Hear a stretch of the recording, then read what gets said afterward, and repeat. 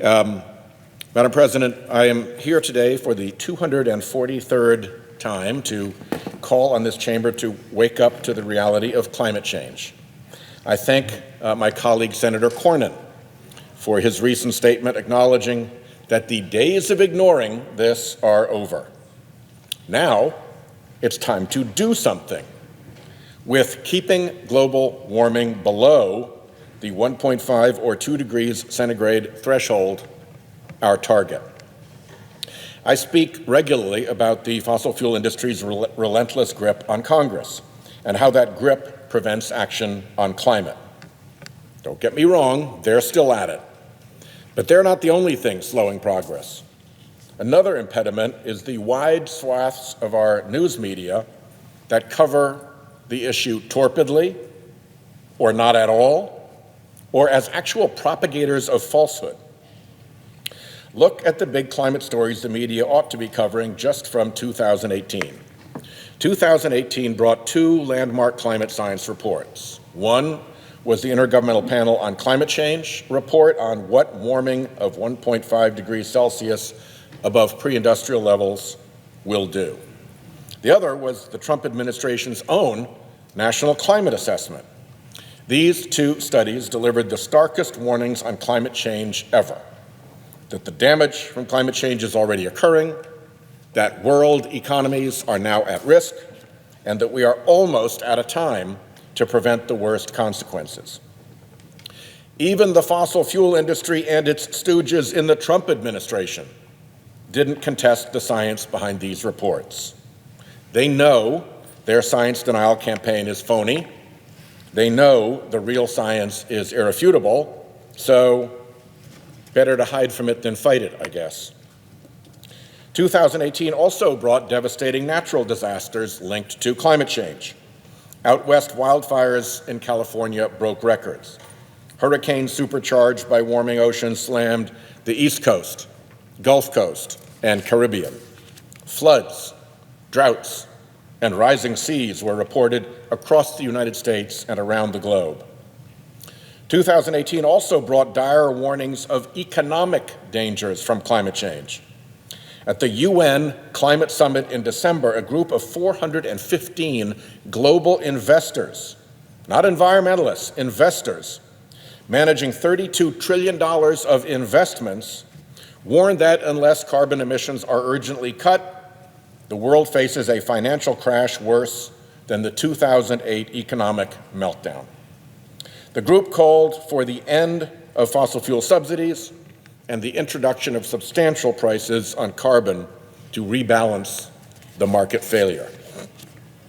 The Union of Concerned Scientists separately found that over 300,000 coastal homes with a collective market value over $130 billion are at risk of chronic flooding by 2045. UCS showed that by the end of the century, 2.4 million homes worth more than $1 trillion could be at risk. And decisions we make now will determine whether those risks come to pass. First Street Foundation, by the way, found that coastal property values already are beginning to slide. Unprecedented catastrophes, forceful warnings from scientists and financial experts. Surely the viewers of America's top television networks should be focused on these things, or not. According to the media watchdog Media Matters, our major television networks, ABC, CBS, NBC, and Fox, aired 45% less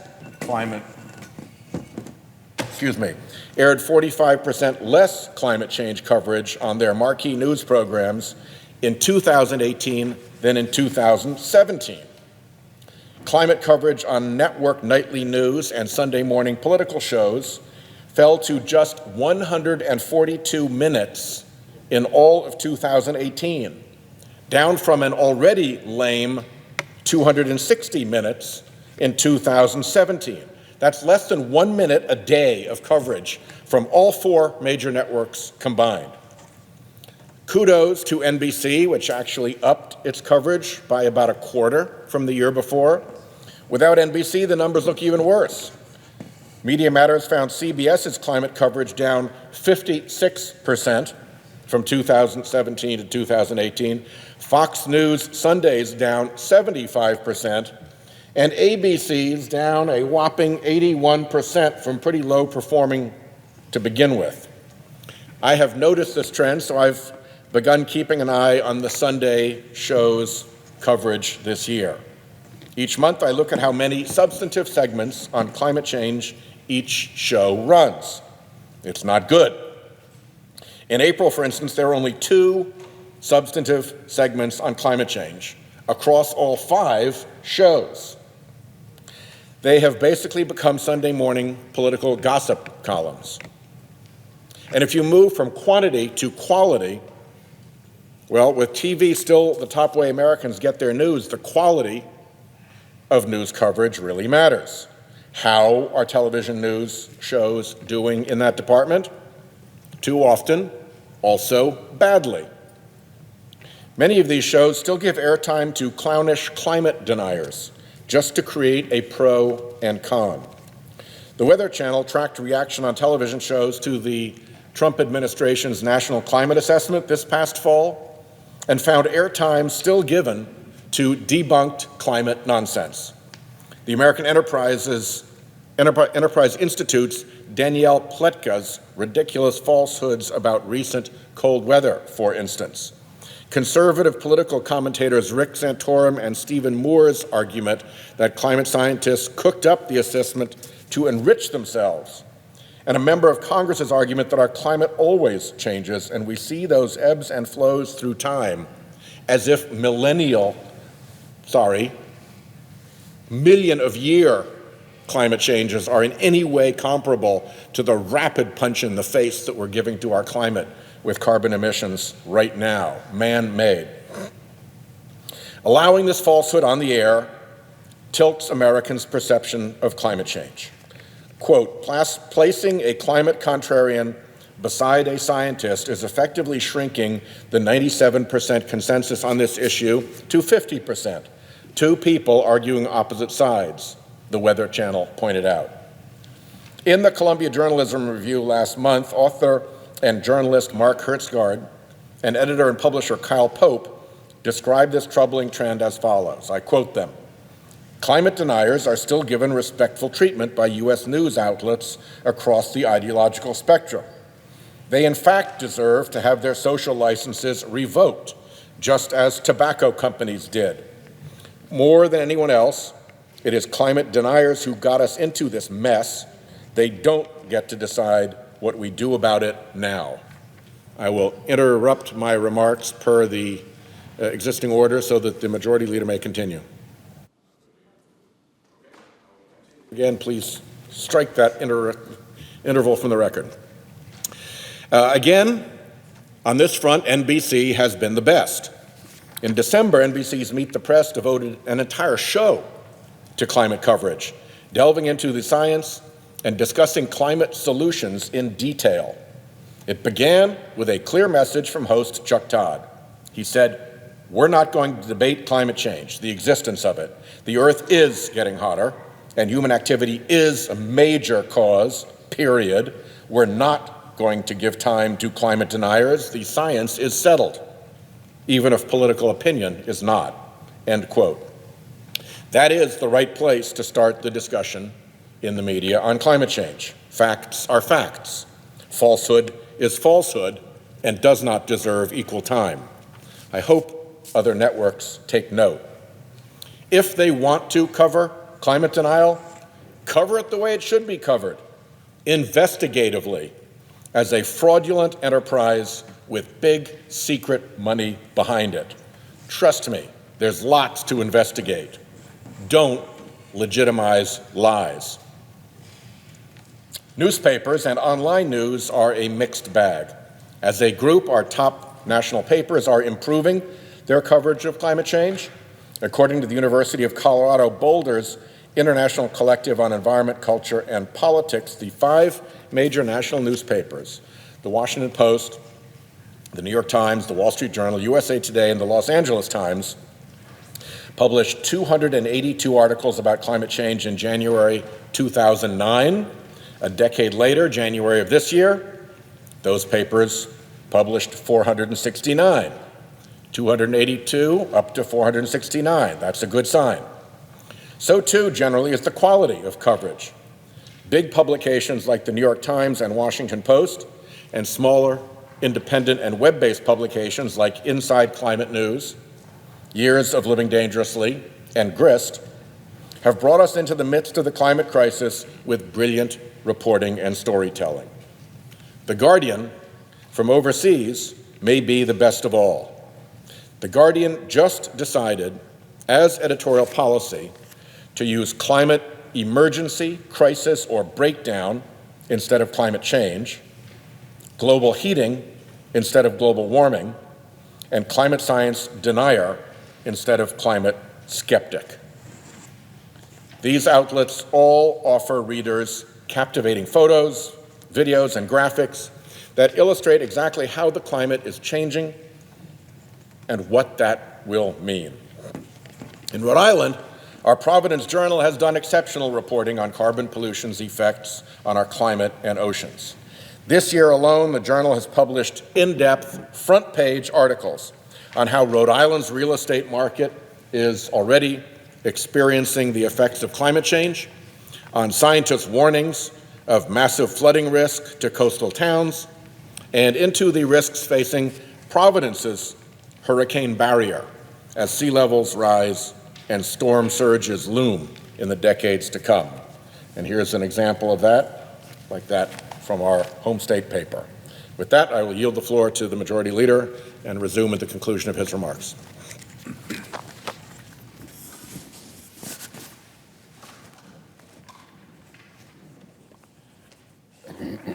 Mr. President. Majority Leader. I ask unanimous consent that notwithstanding Rule 22 at 2:15 tomorrow, all post-cloture time on the Collins nomination be considered expired. Further, that if confirmed, the motion to reconsider be considered made and laid upon the table, and the President be immediately notified of the Senate's action. Without objection. I ask unanimous consent the Senate proceed to legislative session and be in a period of morning business. The senators should speak therein for up to 10 minutes each. Without objection. I understand there are two bills at the desk due a second reading in block. The clerk will read the titles of the bill for the second time en blanc. H.R. 312, an act to reaffirm the Mashpee Wampanoag Tribe Reservation and further purposes. H.R. 2578, an act to reauthorize the National Flood Insurance Program and further purposes. In order to place the bills on the calendar under the provision of Rule 14, I would object to further proceedings in block. Objection having been heard, the bills will be placed on the calendar. I ask unanimous consent the Senate proceed to the immediate consideration of calendar number 19, S163. Clerk will report. Calendar number 19, S163, a bill to prevent catastrophic failure or shutdown of remote diesel power engines due to emission control devices and further purposes. Is there objection to proceeding the measure? Without objection, the Senate will proceed. I ask unanimous consent the bill be considered read a third time and passed. Motion to reconsider be considered made and laid upon the table. Without objection. I ask unanimous consent that when the Senate completes its business today, it adjourn until 10 a.m. Tuesday, May 21st.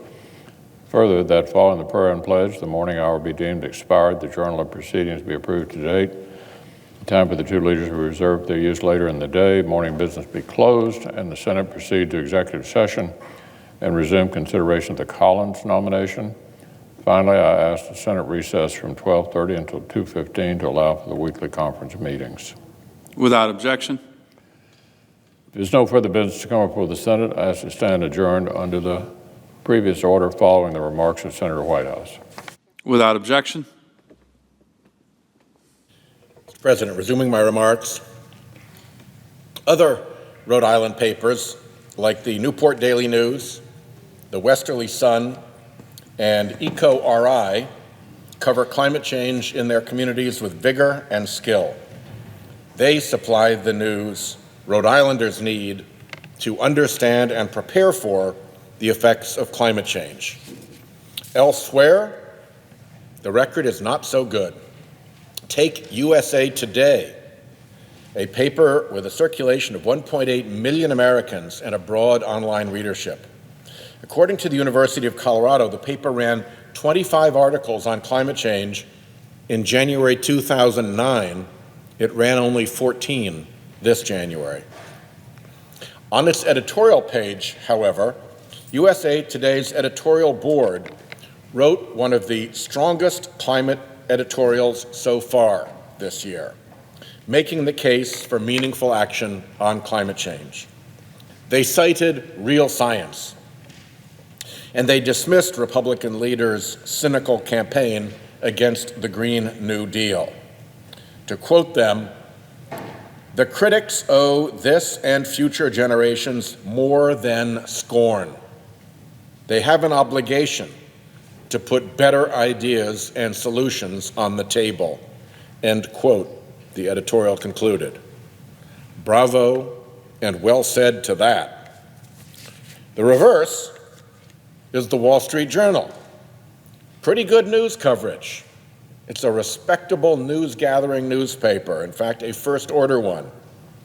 But its opinion page emits toxic climate waste. For decades, the Wall Street Journal's editorial page has been a haven for outlandish science denial. But they truly outdo themselves when it comes to climate denial. Take a piece the Journal published just last year titled, "The Sea is Rising, but Not Because of Climate Change."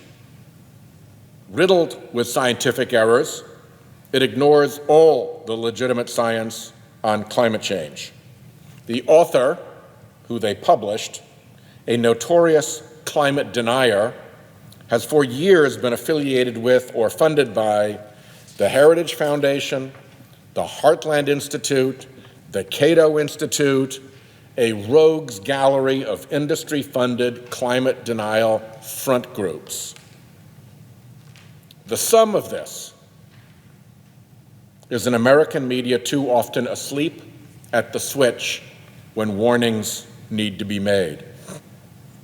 Washington Post media columnist and former public editor of the New York Times, Margaret Sullivan, wrote this past fall, I quote her, "Just as the world, especially the United States, needs radical change to mitigate the coming crisis, so too for the news media. This subject must be kept front and center with the pressure on, and the stakes made abundantly clear at every turn. Just as the smartest minds in earth science have issued their warning, the best minds in media should be giving sustained attention to how to tell this most important story in a way that will create change." There is some exceptional climate change coverage reaching readers today. Indeed, American voters increasingly name climate change as a big priority for them at the ballot box.